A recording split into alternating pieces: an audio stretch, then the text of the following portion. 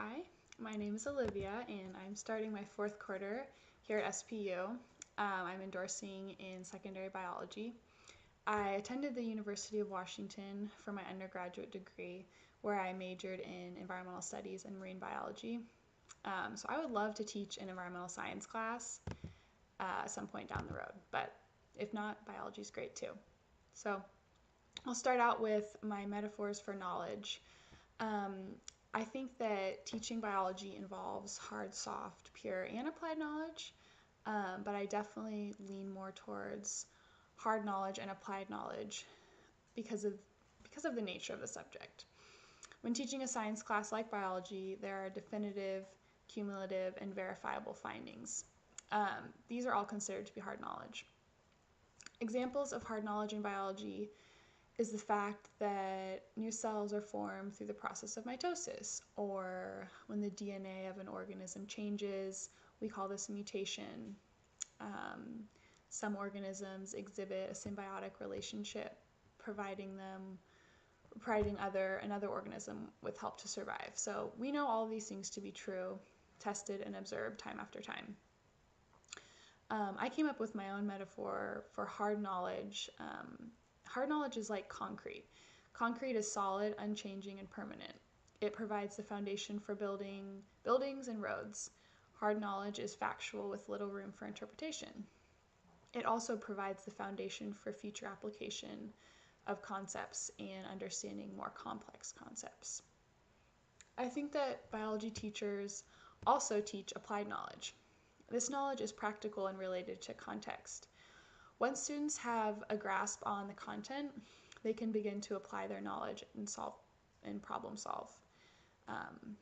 This might be applying their knowledge of genetics by forming a family pedigree that traces a trait through their own family lineage, or maybe completing a nutrition assignment on what they ate that day to reinforce their understanding of the different macromolecules.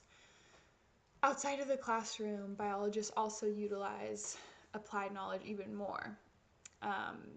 Mapping the human genome, solving biodiversity loss problems, and stem cell research are all examples of the application of biology. One metaphor I thought of for applied knowledge is the medical profession. Doctors, dentists, and surgeons attend many years of schooling to learn as much as they can about the diagnosis and treatment of conditions. When they move on into their work lives, they have to apply this knowledge daily to save lives and treat diseases. Similarly, students learn in school and then they apply their findings to different aspects of their later lives. Hard knowledge and applied knowledge go hand in hand. I think that students have a natural curiosity and a drive to problem solve.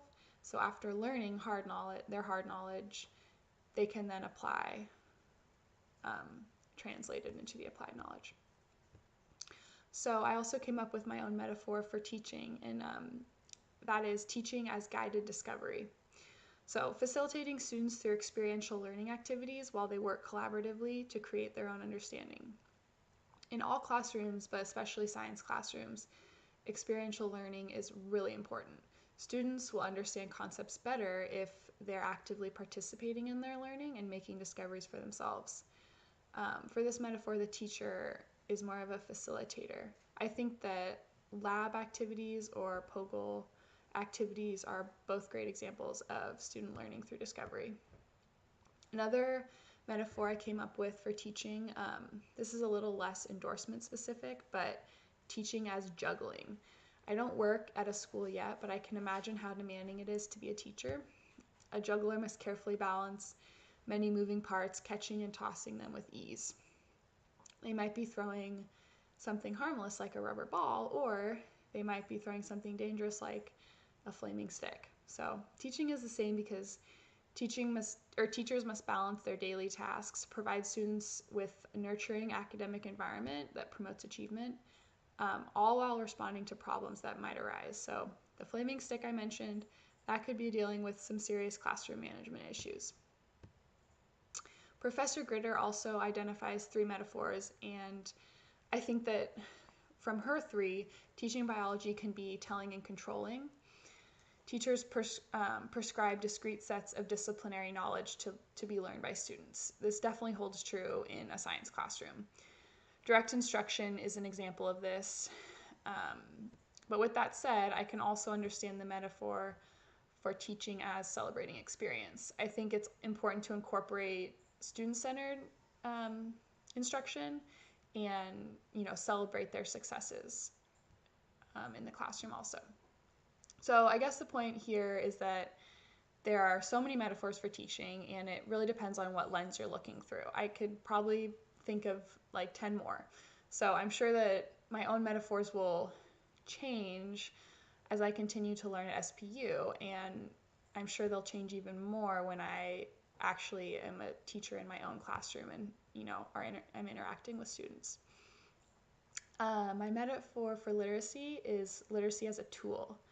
So a tool is basically anything used as a means of accomplishing a task or purpose.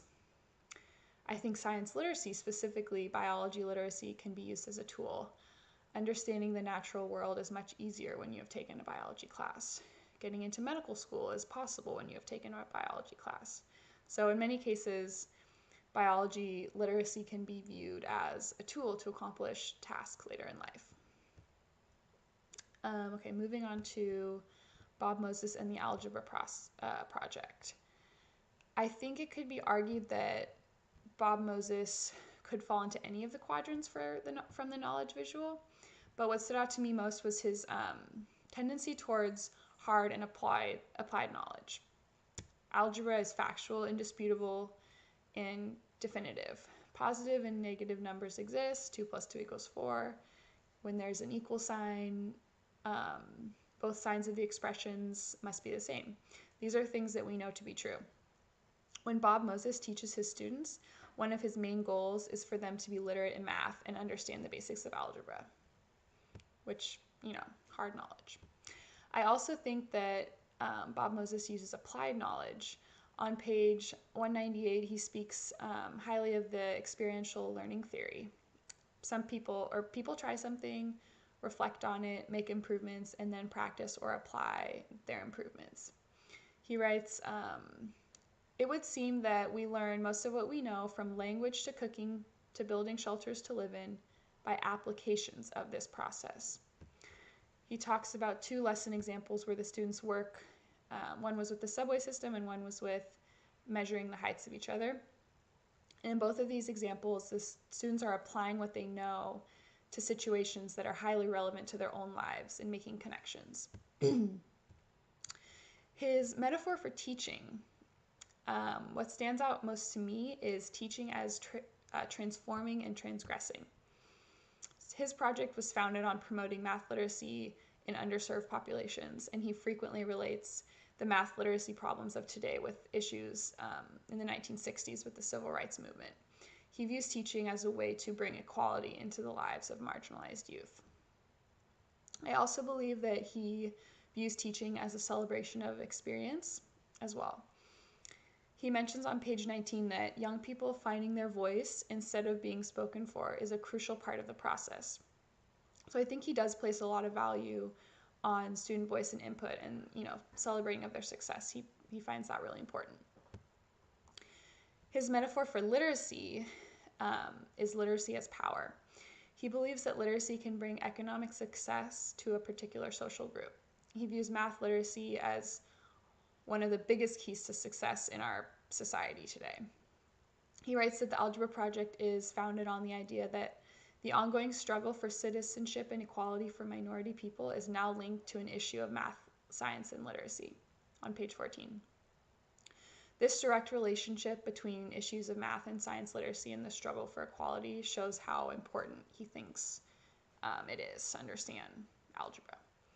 I found it interesting that in my analysis of Bob Moses's use of metaphors, the permutations that Professor Gritter mentioned did hold true.